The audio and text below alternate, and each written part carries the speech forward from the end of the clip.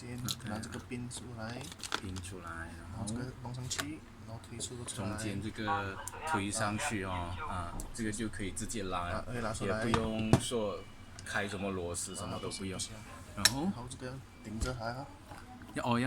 这个 handle 要这样压住，handle 要压住，然后要摇一下。摇一下就松了。然后每次是哪里 loose 啊？大多数是这里。然后要用。有些是在这里啦，不一定的。然后你是用。用这个钳子。用白呀。钳子夹住它，然后。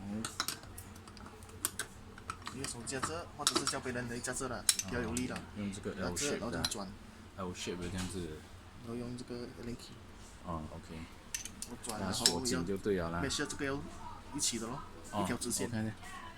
这个尖这个头要跟这个要一起啦。不可以别的地方。然后有时还有哪里会 loose 啊？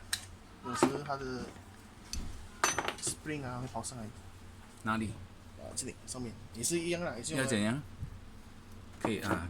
可以，如果它比较高的话，这是紧了的，你可以按下去锁咯。哪里这个进得到啊？进得到。就用高的这个这样子去大力锁啦。这个也是一样啦。按着它的转。按住转啦，可以好的。没问题，我这边说咯。好，可以没有问题，好的。这样我看你这样放回去会比较好。这个也是一样，要对一起。那个要向前。OK。扶住然后 OK。上面 handle 就不用压了啦，拿出来的时候 handle 就要压。拿出来就要压。如果你没有压的话，它就光高高。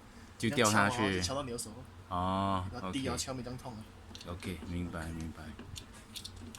OK， thanks。